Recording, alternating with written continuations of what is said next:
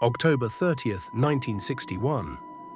The cold, remote skies above Novaya Zemlya were about to witness something unimaginable.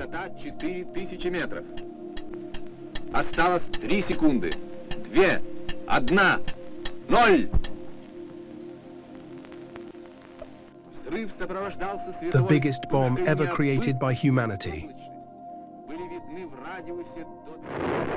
The explosion was an unearthly force, shaking the planet and leaving a scar on history.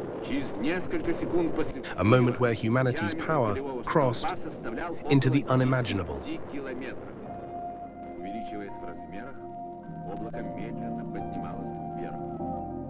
This was the Tsar Bomba.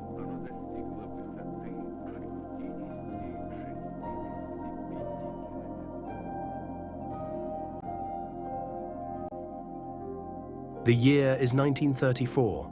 In a small laboratory, Enrico Fermi bombarded uranium with neutrons, conducting experiments that he believed had created entirely new elements, orsinium and hesperium. At the time, scientists attempted to create new elements by firing neutrons at a target element. This process could make the nucleus unstable, leading to beta-minus decay. In beta-minus decay, a neutron converts into a proton, releasing an electron, beta particle, and an antineutrino. This increases the atomic number by 1, effectively moving the element up the periodic table. Fermi believed that by using this method, he had successfully synthesized elements beyond uranium. This discovery earned him the Nobel Prize in Physics just a few years later in 1938. But what Fermi didn't realize at the time was that he hadn't discovered new elements at all.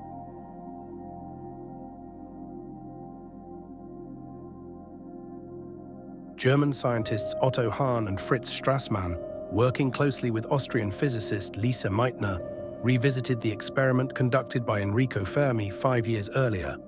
But instead of obtaining the expected results, elements 93 and 94, they discovered something much more interesting. They discovered that Fermi had actually split uranium atoms in a process we now know as nuclear fission. Nuclear fission is the process where an atom's nucleus is split into smaller parts. When this happens, the atom produces 2 smaller nuclei, free neutrons, and energy in the form of heat and radiation. Now, to understand why fission releases so much energy, we need to look at the structure of the atom itself. The mass of an atom is slightly less than the combined mass of its individual components. This difference, called the mass defect, is crucial, as it reflects the energy stored in the nucleus, known as binding energy. When a heavy atom like uranium undergoes fission, it splits into 2 smaller nuclei, each with a higher binding energy per nucleon than the original nucleus. The energy stored in the nucleus is part of its total mass. When the nucleus splits, the difference in mass between the original nucleus and the fission products is released as energy. We can calculate the energy released using Einstein's equation. E equals m times c squared, where E is the energy, m is the mass difference, and c is the speed of light. At first, scientists were awestruck by the possibilities. This process could be harnessed for clean, nearly limitless energy. A revolutionary power source to transform the future. But times were changing, and the box had been opened.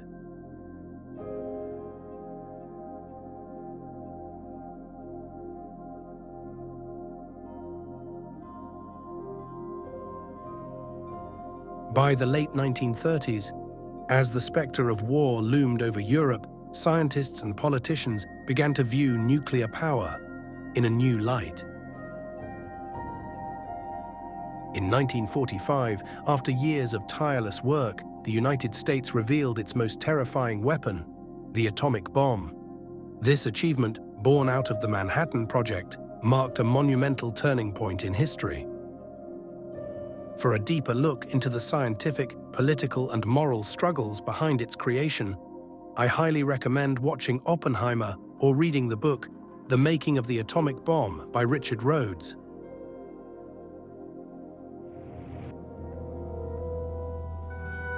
On August 6, 1945, the world changed forever.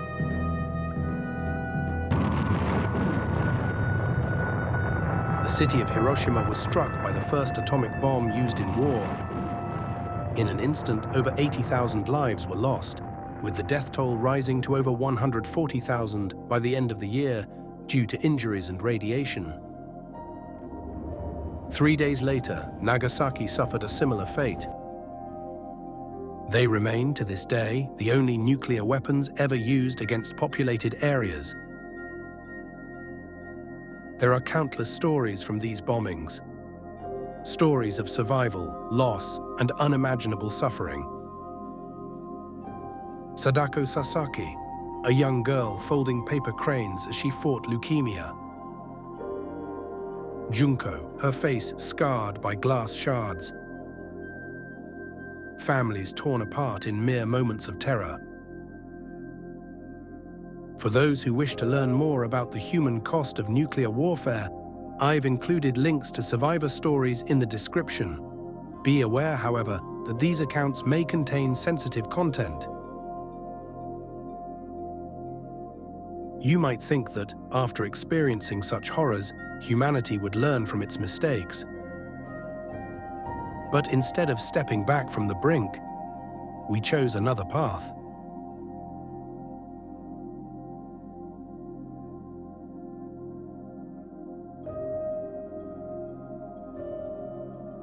In the shadow of rising tensions between global superpowers, the race to develop more powerful weapons intensified. By 1952, the United States was preparing to detonate its 37th nuclear bomb. But unlike the others, this one was different.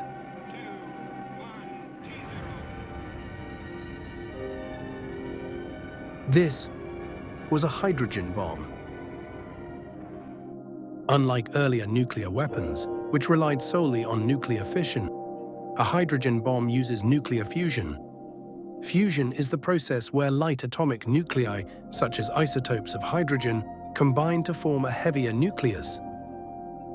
When isotopes like deuterium and tritium fuse, they form helium and release a neutron. But here's the key: the total mass of the resulting particles is slightly less than the mass of the original nuclei. The missing mass represents the energy released during the process.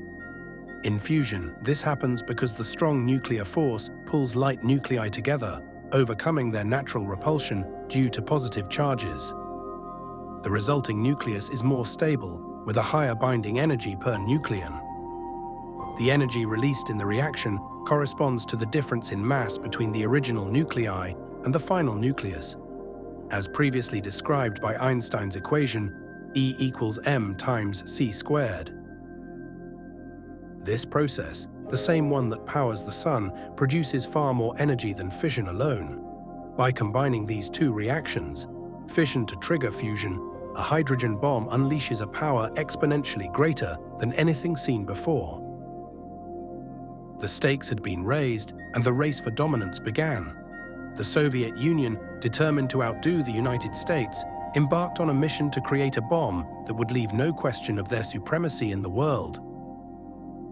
Under the leadership of Nikita Khrushchev, Soviet scientists were tasked with building a weapon so powerful, so terrifying, it would force the world to reckon with their might. The team behind the project included some of the Soviet Union's brightest minds: Andrei Sakharov, Viktor Adamski, Yakov Zeldovich, and 3 Yuris and a Yuli. 3 Yuris and a Yuli. There must be a lot of Yuris in Russia. Anyway, moving on. These men achieved what was once thought to be an unimaginable feat. What started as a mere idea became reality. An idea so powerful it could reshape the world. And how they did it? Well, that's where the true marvel lies.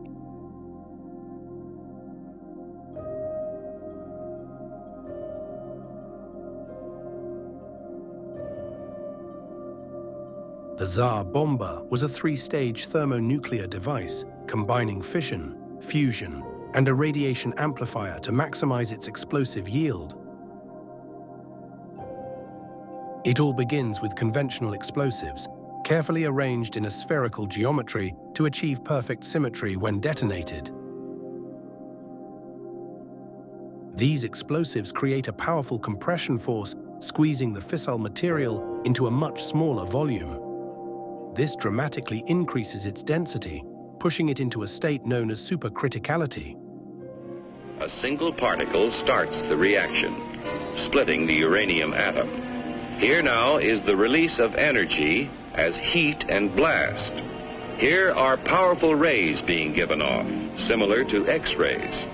But here are free neutrons driven out with tremendous speed. And provided there is sufficient U-235 present, what science calls a critical mass, those neutrons bombard other uranium atoms, causing them to split and split still others. The result? A chain reaction. Over 1 million billion atoms exploding within 2 seconds. A supercritical mass occurs when the amount and density of fissile material are sufficient to sustain a runaway chain reaction. The precision of this compression is no accident. It's the result of meticulous design. For more details on how geometry plays a key role in triggering a fission bomb, check out the Welch Labs video linked in the description. Now, with the fission chain reaction generating immense energy, the second stage begins. Fusion. At this point, hydrogen isotopes, deuterium and tritium, undergo nuclear fusion to form helium, releasing an enormous amount of energy. For fusion to occur, the nuclei must collide with enough kinetic energy to overcome the Coulomb barrier, the electrostatic repulsion between the positively charged nuclei. This requires temperatures of millions of degrees, which the Tsar Bomba achieved due to the extreme heat and pressure generated by the preceding fission reaction. And all of this happens in a fraction of a second, typically within microseconds, as the fusion process ignites almost immediately after the fission stage. In thermonuclear bombs, the tamper has two key roles. It helps compress the fusion fuel during detonation, and it reflects escaping radiation and neutrons back into the core. This reflection boosts the bomb's efficiency, amplifying the energy released. As shown in the diagram, the part labeled 6 is the tamper. If the tamper had been made of fissile material like uranium-238, it would have absorbed high-energy neutrons from the fusion reaction, triggering additional fission and significantly boosting the explosion's power. However, the Soviets chose to replace uranium-238 with lead, which is not fissile. This reduced the bomb's yield to 50 megatons, but minimized radioactive fallout, making it a cleaner thermonuclear device.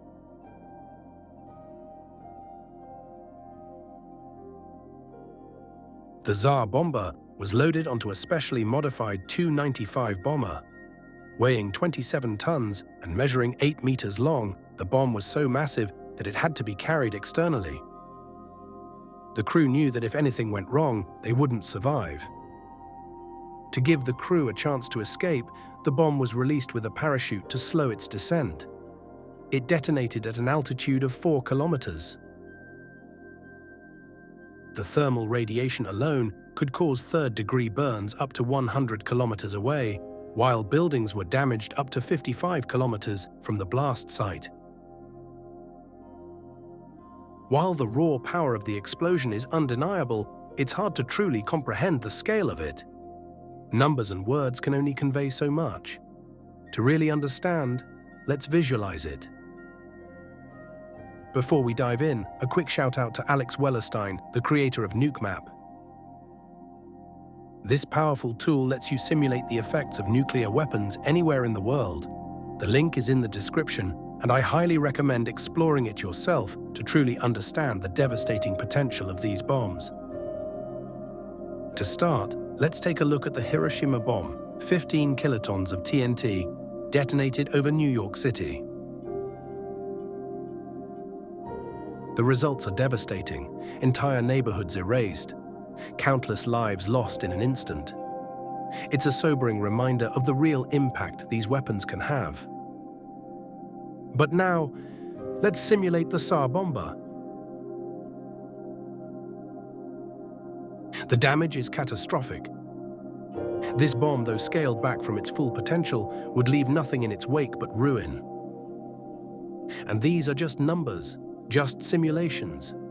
But behind each of these numbers are real people, lives, families.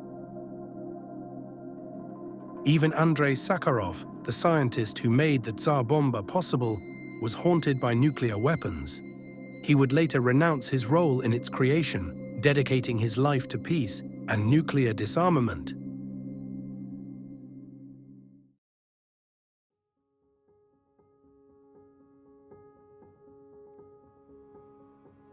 The Tsar Bomba was never intended to be a practical weapon.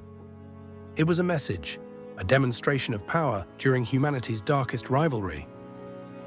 But it's vital to remember that nuclear weapons are not just about their awe-inspiring power.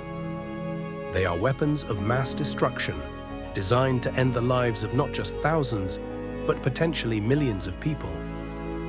The tales of Hiroshima and Nagasaki should remind us of the unimaginable human cost and suffering of these weapons and serve as a cautionary tale. While the science and history behind these weapons and histories may fascinate us, we cannot lose sight of their true legacy, the suffering they cause, and the responsibility we bear to ensure a future free from the threat of nuclear warfare. Today, we see again a world marked by conflicts and growing divisions. But even amidst these challenges, we've also seen glimpses of hope, moments where humanity rises above to work together for a common purpose. The question we must ask ourselves is, what role will we play in shaping the future? Can we move beyond fear and division to build a world where these weapons are unnecessary, a world where collaboration and understanding triumph over destruction? If you want to learn more or contribute to efforts toward nuclear disarmament and peace, I've included links in the description to organizations working tirelessly for a safer world. The Tsar Bomba stands as a chilling reminder of how close we came to the brink. The question now is, have we learned from the lessons it left behind? Thanks for watching. Take care, and until next time.